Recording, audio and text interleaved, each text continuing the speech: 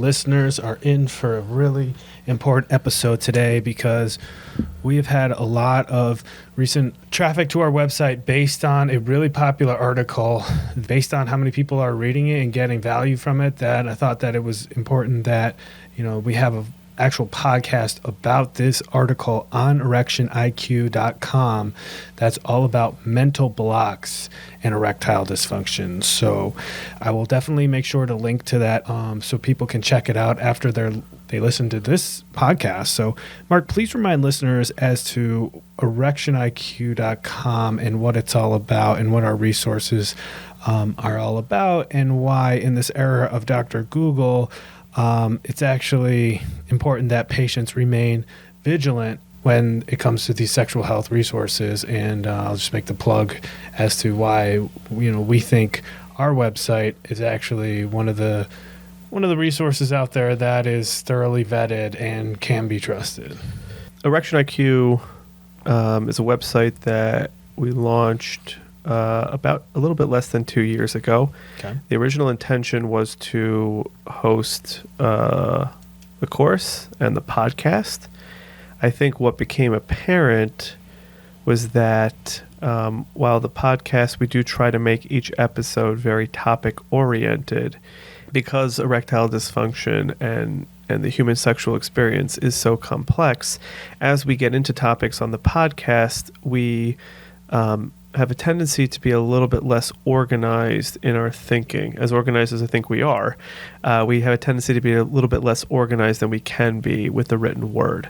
So we began to produce articles that were very topic specific, articles that made sense for our listeners, for people who come to visit the website, to be able to kind of hone in even more, to get very specific and particular information about topics, to try to help make sense of this really, really complex but important area of people's lives in a digestible and clear format.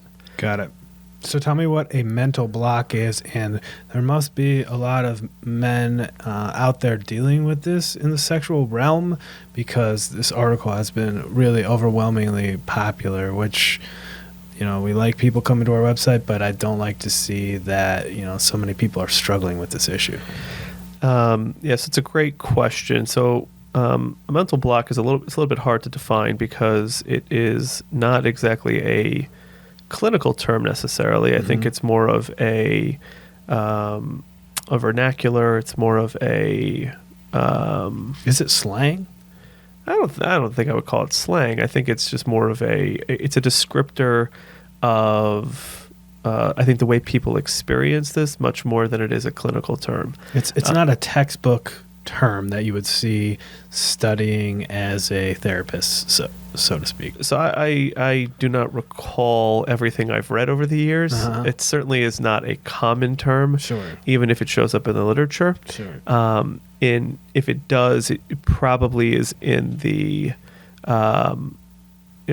patient or client description of what they're experiencing terminology. Sure. Mental block is a very broad, relatively nondescript term. On the clinical side of things, we try to get a little bit more specific of, well, what does that mean, mental block? Yeah. Is that an emotional experience? Is that a cognitive experience? What is the nature of the cognition? So we would probably get a little bit more definitional, so we could be more exact, more precise with how we are helping people. But I think certainly from an experiential standpoint, because many people do not have an overly developed psychological vocabulary or that level of insight, a lot of times it just feels like, or it seems like, it's a mental block, which big picture is what is happening. Yeah, so what's really going on if it's not, if it's what's behind a mental block? So there could be a lot of different things behind a mental block. One of the terms that we use in this podcast is mind occupying. Sure. Something that people are ruminating about. They get into their own heads. It really means that their thoughts have gone in a direction, which is not helpful for what they're trying to accomplish. It could erode self-confidence. It could erode what seem like autonomic or automated processes that they're used to. It's not uncommon to hear this terminology that comes up with professional athletes, that they experience a mental block. A basketball player can go from being like a 90% free throw shooter to just not being able to do that. Let me ask you about that. So say someone is struggling with a mental block as an athlete. You reference free throw shooting, maybe it's putting on the golf course. Is that the same kind of thing as, I had a mental block on the golf course, I had a mental block in the bedroom? So I think they're very much related. In other words, I think a lot of sports mechanics that people spend years developing, I mean, you can correct me if I'm wrong about this, but one of the goals of that process is that it should become second nature. It should be automated, which means without having to overthink. That when you get into the zone, however you get into your zone, the subconscious systems in the mind will take over. The mechanics that you've worked on should be automated. When you start to think about all of them, and when you're overthinking it, when it comes to a golf swing, when it comes to throwing a pitch, hitting a free throw, when you start to think about all the mechanics, your mechanics tend to get worse. Because you're thinking about one element and then you're neglecting the next element. Totally. And I think that oftentimes is an experience that can carry over into the bedroom, because as you start to overthink about one component, you start to neglect other things, and you don't let the relaxed secondary automated processes unfold in a helpful way. Oh, wow. That's interesting. What are some common issues that people might be facing, such as stress, depression, fatigue, that are related to mental blocks? So I think it's important to just make this a little bit more complex for the sake of making it a little bit simpler. Mental blocks, I think when we talk about mental blocks in the sexual realm, so there is that sports component of just wanting to be in the zone. But I think there's an additional component, which is if a person is not experiencing pleasure, if they're not focusing on pleasure, if they are preoccupied, not even thinking about their performance per se, but they're worrying about, their business, their tax returns, they're worrying about a child, if they've got all kinds of other things on the mind, those are also going to serve as mental blocks. So I think when we talk about this in a sexual realm, I think it really is twofold. It is thinking about the performance, which is, I think, more similar to thinking about athletics. And then there is the broader not having your head in the game concept. Gotcha. So I think there's two kinds of mental blocks. Okay, that makes sense. And are any of those common issues, those common mental health issues like dealing with stress and anxiety, are those interrelated to mental blocks?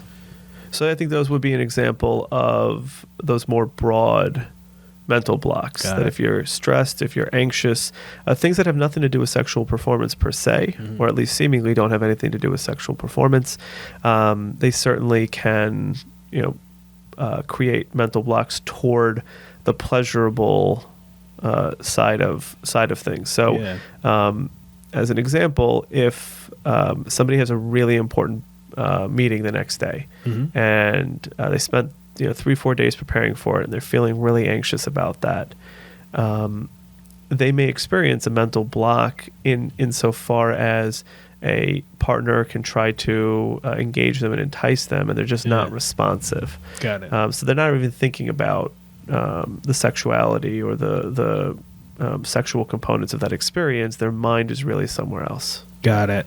So if a athlete is dealing with a mental block, they might see a sports psychologist. If a person, an everyday person, is running into mental blocks in the bedroom, where do they go? Where do they seek help? So there are sex therapists out there that can certainly help a man try to overcome some of those mental blocks. But again, being able to specifically identify what those mental blocks are. We just broke it up into two different categories. It's an important distinction, but it certainly splinters into many different subcategories or potential subcategories from there. It's really important to get as clear and specific as possible in order to be able to help resolve it. So I think that much like there are sports psychologists when these blocks don't self-resolve, and I will recognize that a lot of times they do, but if they're not self-resolving, much like an athlete who would go to a sports psychologist, it would probably be to the benefit of men to go see a therapist, even if it's short-term, something to kind of help just get through that block and get back into what we call the zone, get into one of those positive cycles.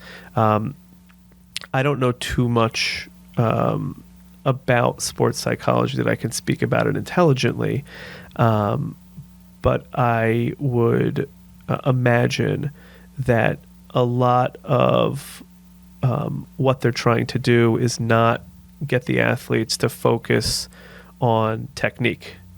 They're trying to get the athletes to get back in touch with whatever flow state they tend to be in. Okay. And I think that's a big part of what men are trying to do, which is not necessarily focus on the sexual techniques and do it this way and not that way, because that really induces performance anxiety. I think it's a lot more about whatever flow state you find yourself in, where those second nature mechanics just take over, is what they're probably trying to help these athletes with.